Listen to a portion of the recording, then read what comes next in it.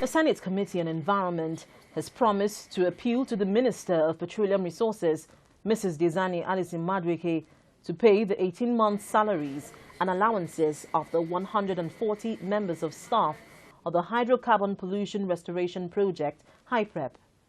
President Goodluck Jonathan in 2012 approved the setting up of HYPREP to implement the United Nations Environmental Programme Assessment Report on the spill disaster in Ogoniland, 12 months after the world body presented a scientific assessment of the 50 years of oil pollution in Ogoniland to the federal government.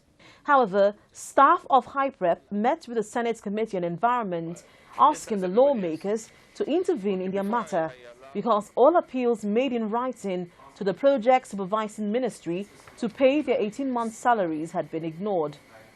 The leader of the team, Mr. Sam Okedi, told the senators that the intervention of the upper chamber became imperative in view of the fact that their individual families had suffered untold hardship, while some of them had either died or fallen sick due to the unfortunate development. In May, actually on May 1st last year, we lost two of our very key professional colleagues. One of them was Dr. Omugalo, Dr. Agu, who was recruited from the United States. Unfortunately for him, one of the best professions in the environmental pollution control field in the U.S. He arrived in this country to assist on the project, but he lost his life on this project on the 1st of May, actually on the way from Bielsa to back to Rivers State on the 1st of May. Most distinguished Senator, Your Excellency, sir, and Chair, those staff has been paid. And from the last 2 weeks that we were with you, the situation has not changed, and we have not been properly informed as to why. Members of the Senate Committee on Environment sympathized with the HYPREP representatives over their plight. The lawmakers, however, lamented that their hands were tied because the ministry under which their agency was created was not the ministry they have mandate to oversight. You have a strong moral case, an issue that begs human sympathy and will plead with love. But how do we provide that solution that you earnestly seek to be able? As I was reading through this, I felt I wish I could do something. But when it comes to the issue of employment, there are factors and reasons you must use to justify that you actually are entitled to a payment. If you got a proper appointment letter issued to you, if you had all the necessary documentations that qualify you as a staff of HYPREP, if all of these were met, then you definitely have a right to seek redress. However, the chairman of the committee, Senator Bukola Saraki, specifically pledged that the committee will, under moral grounds, formally appeal to the Petroleum Resources Ministry to pay their salaries. He noted that the project was initially designed to be under the Ministry of Environment, but that it was taken to the Petroleum Resources Ministry so that it would not have the challenge of funding. It is our intention again to, make the case as well to the Minister of Petroleum, which since they already started doing it, to push them further to see if they can do something. Because I am sure that definitely, apart from the human aspect of it, there's this most impact on the productivity of the organization today. If 140 of their staff are not being paid, and I think that needs to be addressed. I also believe that in view of the importance of the implementation of the UNEP recommendation, I believe also that having 140 of you not properly remunerated also is an issue that must be addressed. So I think, as I said that day, we would look into it and make a case across and try and find out more from the other side what has happened.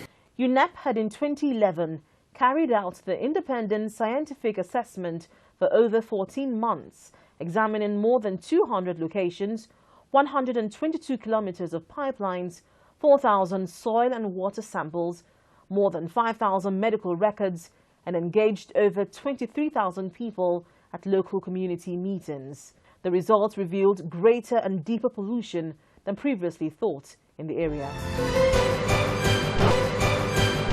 Welcome back to the Gavel. Now, for some air travelers, you may have noticed that there has been work going on in some airports across the country.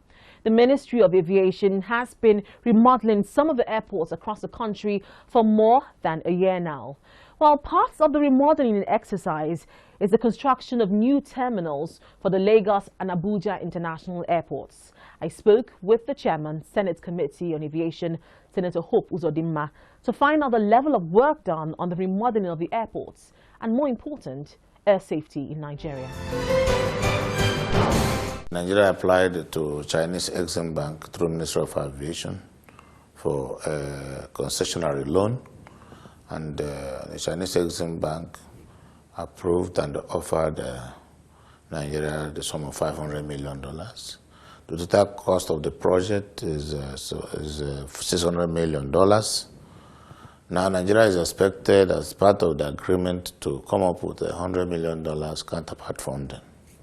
I can confirm to you now that the $100 million has been paid to the Chinese contractor, CCACC, and the work also have started in the 4 airports, the projects.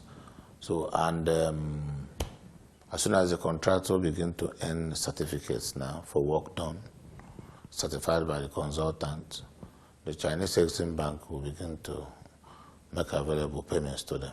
Now, during that meeting, you expressed concern that the 4 terminals which the loan is supposed to be meant for, there was some distortion to the design of the terminals, particularly the Lagos airport and the Abuja airport. Has that issue been addressed? Yes, all the observations made during our tour to Lagos and the Abuja airports, we already conveyed to the Minister of Aviation, and I'm told that the corrections have been effected and the original designs are also in place now, and the consultants have also effected the necessary changes, and work has also resumed in those airports. So why was the original design tampered with in this airport initially? That question I cannot answer now, but in Lagos, the reason given to us is that the space they had in mind when this project was conceived initially was concessioned out to a private firm who have not been able to develop that parcel of land. They wanted to use that parcel of land to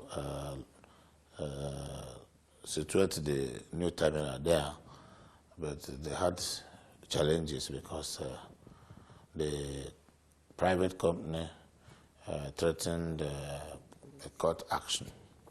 So they decided to make use of the little space they could immediately access to ensure early takeoff of the project. But I think that they've been able now to expand the space, and the project, the building itself also expanded, and now work has resumed properly and in accordance with the original design of the project. Abuja work has progressed so much, and you could see there that I think they are through with the first floor. They're going to the second floor now, and it is our hope that as soon as we resume from our long recess break, that we will visit again to monitor the present and current status of the project. How long is the project expected to, how long will it take before the 4 terminals are completed? As designed, the contract duration is supposed